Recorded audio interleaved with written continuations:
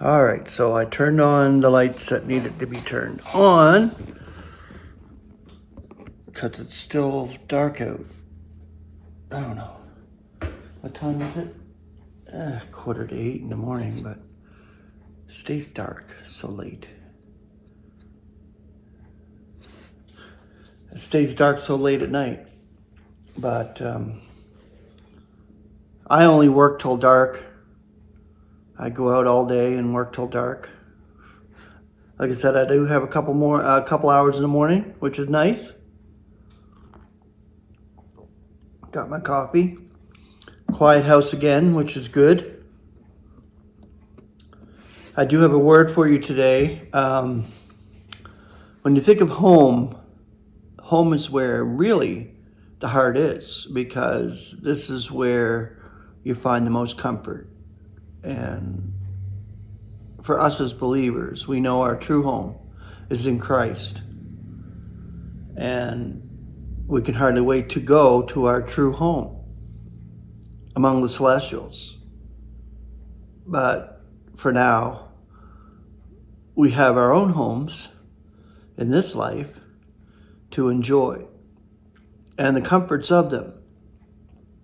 Now, I know I go out all day and I'm out in traffic all day and I'm doing all this delivery shit. You know, when I come home, I'm just so thankful that everything's paid. We have food on the table. We're living, and that's it. You know, to be thankful for what God provides in this life. And our homes are the most important part, no matter what. And I think that's for every single human being. Of course, the homeless, they don't have a home, but someday they will.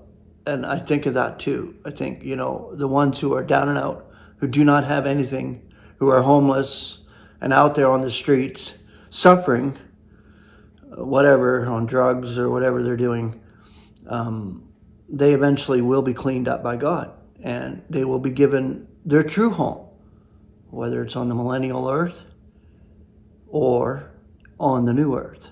I believe at the great white throne, the majority, especially those who suffered in this life extremely, will have that new earth. And I thank God for that.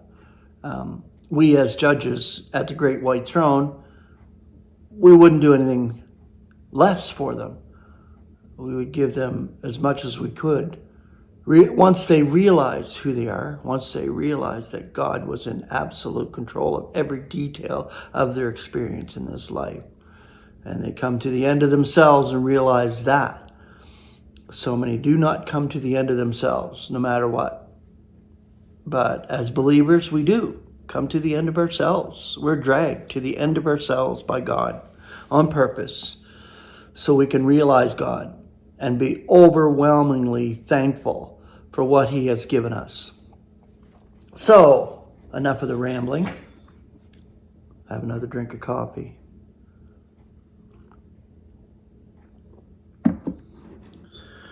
This is the word home. And there's your Greek. English elements are simply in home. The concordant definition: use or make as a constant residence. The concordant scripture: Romans 7:17. Yet now it is no longer I who am effecting it, but sin making its home in me. That is in our flesh, of course. Romans 8:11. Now if the spirit of him who rouses Jesus from among the dead is making its home in you, he who rouses Christ Jesus from among the dead will also be vivifying your mortal bodies because of his spirit making its home in you. 2 Corinthians 6:16. Now what concurrence has the temple of God with idols?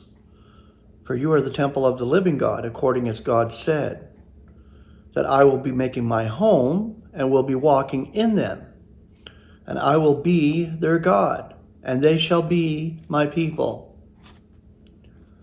Colossians 3:16. Let the word of Christ be making its home in you richly, in all wisdom, teaching and admonishing yourselves in psalms and hymns, in spiritual songs, singing with grace in your hearts to God. 2 Timothy 1:14, the ideal thing committed to you, guard through the Holy Spirit, which is making its home in us. 2 Timothy 1:5, getting a reminder of the unfeigned faith which is in you, which first makes its home in your grandmother Lois and your mother Eunice. Now I am persuaded that it is in you also. And I believe that was Timothy that he's referring to. Romans 7:18, for I am aware that good is not making its home in me, that is in my flesh. For to will is lying beside me, yet to be effecting the ideal is not. Romans 7:20, now if what I am not willing, this I am doing, it is no longer I who am effecting it, but sin which is making its home in me. Romans 8:9, yet you are not in flesh, but in spirit, if so be that God's Spirit is making its home in you. Now if anyone has not Christ's Spirit, this one is not his. 1 Corinthians 7:12 through 13. Now to the rest am I speaking, not the Lord. If any brother has an unbelieving wife, and she approves of making it a home with him, let him not leave her. And a wife who has an unbelieving husband, and he approves of making a home with her, let her not leave her husband. And 1 Timothy 6:16, and I think this is one of the most beautiful passages ever right here. Who alone has immortality? Christ, making his home in light inaccessible, whom not one of mankind perceived nor can be perceiving, to whom be honor and might, Aeonian. Amen.